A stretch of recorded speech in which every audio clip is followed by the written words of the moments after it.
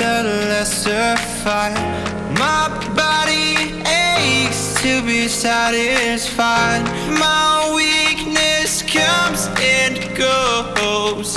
My weakness comes and goes.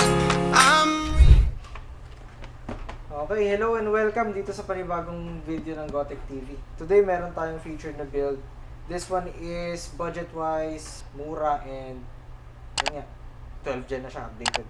Para to sa mga students natin out there na gusto magkaroon ng PC for studies and wala lang, panlaruan lang ng mga normal games na hindi naman AAA. Kaya-kaya na niyang malaro. Case natin, basic lang din, all black. Walang RGB, walang flare. And start na natin to.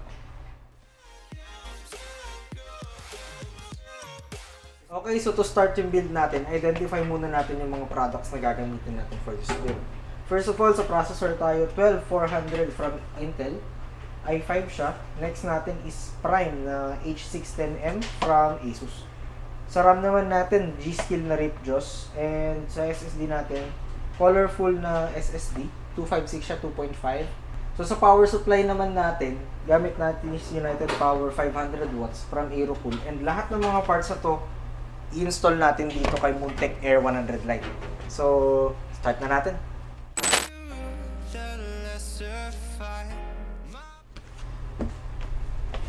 Okay, so yung PC build natin today, bale by the book lahat ng ating gagawin dito, no? Test bench muna natin siya. I-install natin lahat ng parts natin sa board natin before natin siya ilagay dun sa PC case natin. So, ang purpose nito is para ma-identify muna natin yung mga parts natin na talagang gumagana muna sila bago natin sila ma-lock doon sa ating unit para hindi na hassle. Okay, so ilalagay muna natin yung processor, lalagyan natin yung RAM, and then lalagyan natin siya ng PSU para maano natin siya, ma-testing natin siya.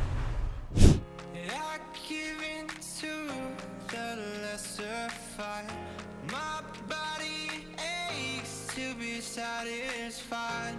My weakness comes and goes. My weakness comes and goes. Lalagyan na natin si processor, no? So, itong processor na to, dahil hindi pa natin kabisado at medyo sensitive ata, tanggalin ko na agad to. Hindi ko na siya papalit pa rin or something. Ito tayong flare. So, saan na natin to?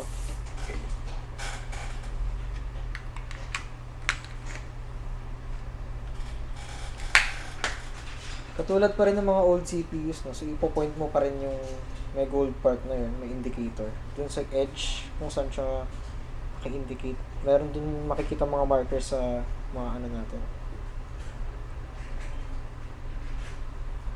Meron din siyang grooves na ano, pwede mong pag-checkan. Kung naka-align ka na, safe na yan. So, close na natin to. Lagay na natin sila RAMs before natin i-test sa bench test.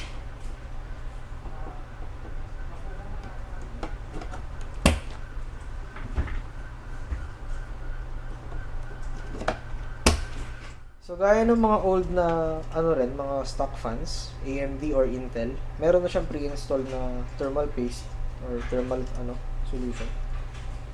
So, lagay na lang natin siya. Wala nang kahit anong ilalagay. Kita nyo naman, napakaganda ng bagong fan naman.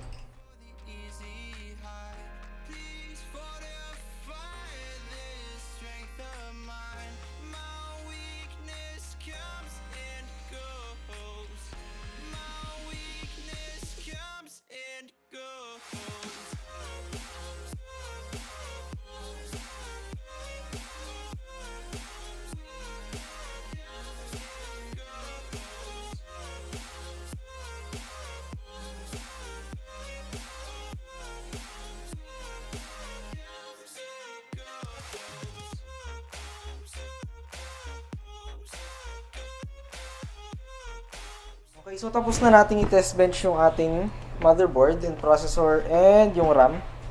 Okay naman siya so far. Napupunta siyang BIOS, so good sign yun. Pwede na natin siyang ilagay dun sa PC case natin.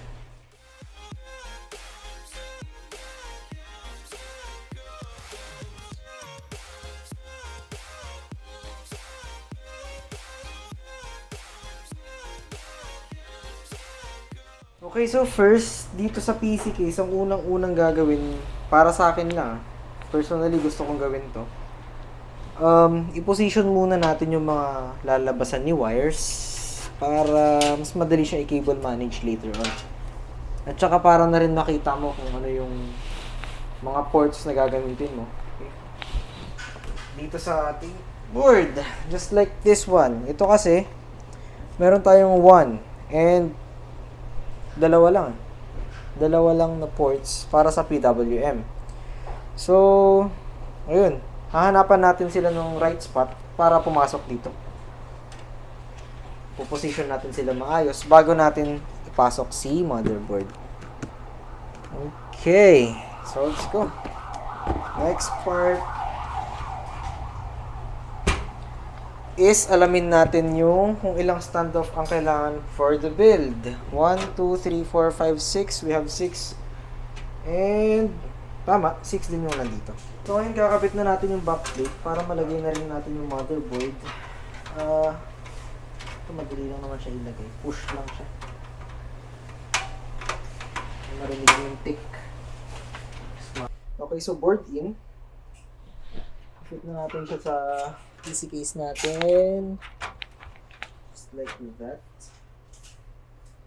So check nyo muna yung sidings natin. Kung ano yung mga lalabasan at papasukan ng mga wires. Pwede mo nang position ngayon or pwede mo nang ilagay actually.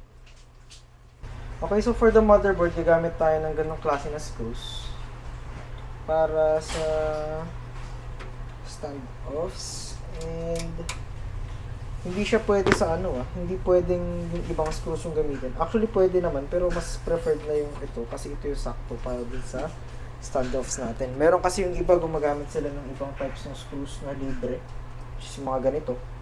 This one is para sa outer parts ng PC case natin, yung mga fans siguro, yung mga GPUs at the back. Ito yung ginagamit. Ito. Pero sa motherboard, mas prefer gamitin ito talaga yung para sa motherboard. So, screw down lang natin yung motherboard natin para secure na siya dyan. I give in to the lesser fight. My body aches to be satisfied. Okay, so dito na tayo sa likod na part ng ating PC. Start tayo ng konting wiring. Konti pa lang, meaning hindi pa natin siya fully wiring. Parang ikakabit lang natin itong mga wires natin sa harap para makita natin at mag-visualize na yung final end part ng magiging cable management natin. Okay, so start na tayo mag-plug isa-isa ng mga kailangan natin isaksak sa harap. For me, gusto ko mag-start dun sa fans. Lang para mas maganda lang yung order ng pagpasok nila. Wala naman actually order dun sa mga order or requirements ng mga pagsasaksakan ng fans, no? Anong mga wires natin. Wala namang tamang paraan, wala ring maling paraan. Nakadepende lang yun sa diskarte mo kung paano mo i-wiring yung unit mo. For me, ito kasi yung nakita ko na paraan na nakatulong sa akin. Mas madali kong gawin yung mga gusto kong gawin. Mas malinis ko sila nagagawa this way. So, meron akong sinusunod na order. So, first of all, hindi ko pinagsasabay-sabay yan. Mauna muna sila fans. Susunod ako sa switches. So, ito mga front panel switches natin. And yung mga USB ports. So, kabit muna natin sila. Start here.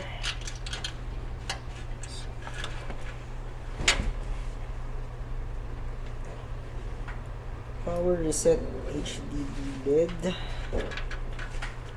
Okay.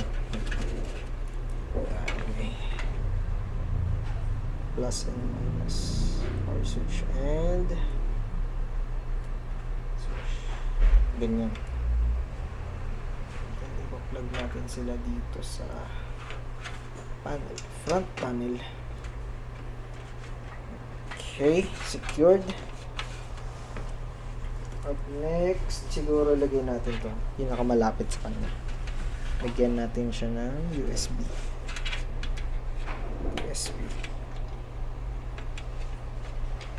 Oops, mukhang baliktad. Hindi, tama naman. Hindi ko lang may suit. Next, let's do audio naman.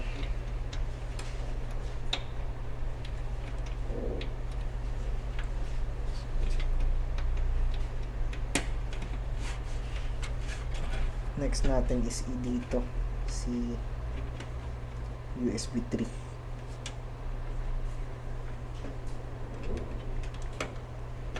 Which is, sa totoo lang, dapat dinaan natin sa likod. Pero, for me, okay na dyan. Okay, so as you can see, ginagawa ko na yung minimal na wiring. Ito ginagawa ko lang to kasi pag pumasok na yung PSU mamaya, at least naka-preset na naayos na yung front panel. Separate na siya from the PSU.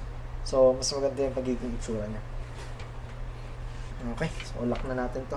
Or cable ties. easy high. Please fortify this strength of mine. My weakness comes in. Nice.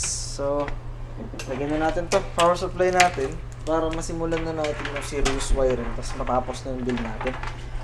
Next is My weakness comes and goes. okay, so next, isegregate na natin yung mga gagamitin natin cables para sa unit natin, no? Kasi hindi natin sila kakailanganin lahat. Separate natin syempre yung 8-pin natin para sa ATX, 24-pin. And syempre yung para sa SSD natin. Pwede na siguro yung isa. The rest, pwede na natin sila i-dock siguro. Tago. Para hindi na sila nakaka-istorbo. And mas maganda yung maging cable management natin. So,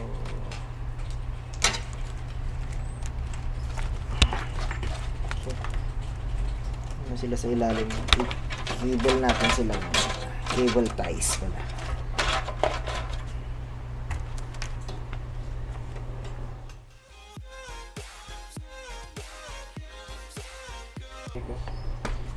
Next is SSD na tayo. And part na ng build natin. So, placing na lang natin siya kung saan natin siya gustong ilagay. Mas convenient para sa wires natin na placing na lang natin. And mag-i-install na tayo.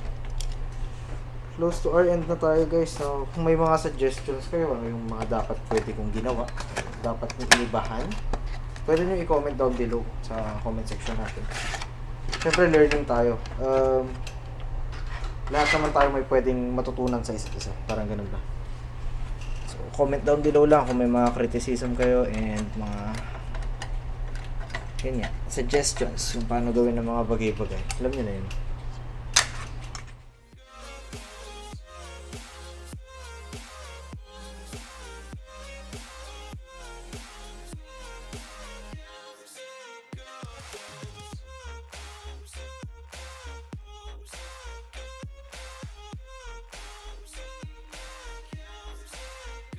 Okay, so ilock na natin yung mga pwede malak. Tapos, dako na tayo sa installation para matapos na yung build natin. Makita na natin yung final product. Ilock na natin itong mga pwedeng lumipad na wires para malinis silang tingnan. Next, dito sa baba, siguro for good measure lang.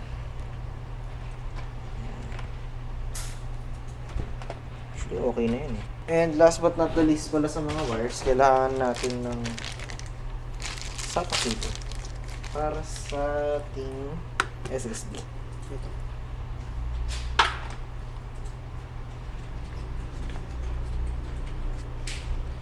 Siyempre sukatin muna natin para sakto.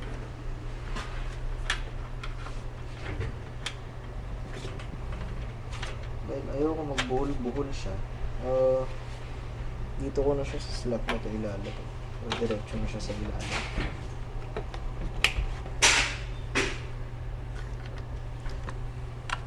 Pwede na natin siya isakto dito bago natin siya ibuhol. So ayan yung magiging ano niya. Hanap na lang tayo ng pagtataguan natin itong excess niya. Which is para sa akin, tingin ko mas maganda pag Nilock ko siya dito. Cut na natin itong mga excess. Natin yung backplate and ready na tayo for installation para matapos na natin yung build. Let's go! Napaka-smooth, guys.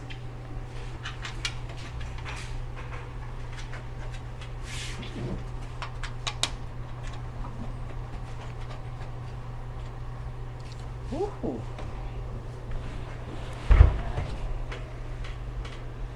So baka may magtanong no kung bakit ganito lang yung fan na ginamit natin. Budget build kasi tayo. So yung free na fan nung PC case, yun na lang yung ginamit natin. Hindi na tayo nag-add ng iba para kahit pa paano hindi na lumaki yung babayaran ni customer sa build natin. At least working. May airflow pa rin naman siya. Installation na tayo. Okay, so naka-setup na yung unit natin. Ready na siya for installation and gagawin na natin siya ngayon. On muna natin yung power supply at the back and power on. So wala siyang masyadong flare, no? Kita nyo, wala siyang RGB. Sobrang minimalistic niya. Para kasi siya sa school and office works lang. So, more than enough na. 16 gigs of RAM. 12 gen na processor with integrated graphics. So, pwede na siya pagtrabaho. And install na lang natin yung Windows 10, konting benchmarking, and good to go. Yung case pala natin, may kasama siyang ganito. Bali, ito yung magiging dust filter niya dito. Medyo bizarre lang siya kasi, for me, mostly kasi ng mga ganito na nakikita, nasa labas sila. And this one, nasa loob siya. Medyo kulit eh. Ganito yung setup niya. Bali, asa yung magnet niya. Nalagay mo lang siya dito and good to go ka na. Medyo nakakaano lang. Hindi naman siya nahuhulog, so pwede yan. easy high. Please fortify this strength of mine. My weakness comes and goes. My weakness comes and goes.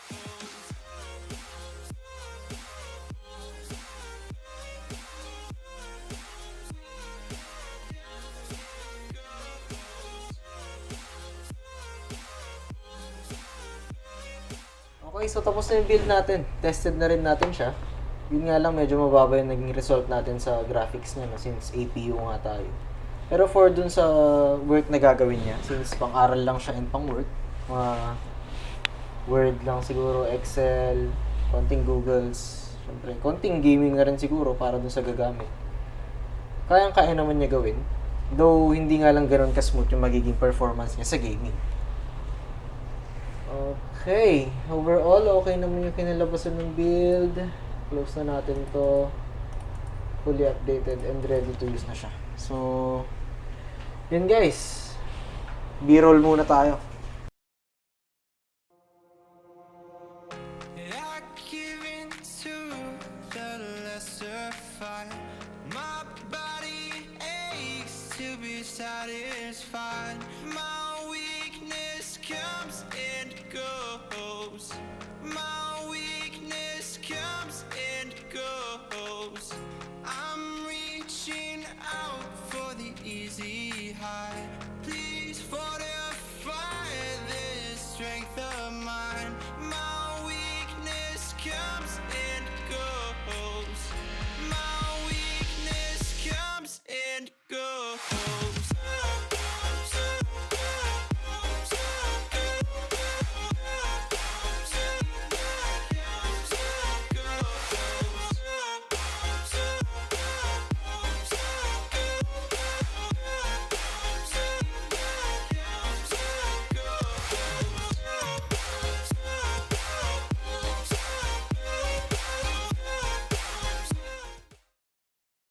Okay, so thank you sa panonood guys. May mga nagtatanong pala no. May nakabanggit kasi kanina habang nag-build kami.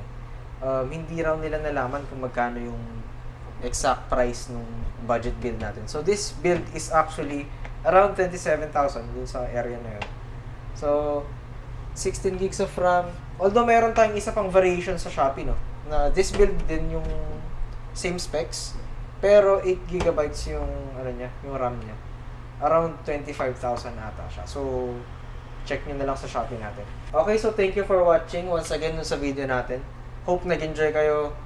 Like and subscribe na rin. And then, follow nyo na rin kami sa Shopee natin and sa Facebook natin, which is nasa description down below. Yun lang. Thank you guys and till next time.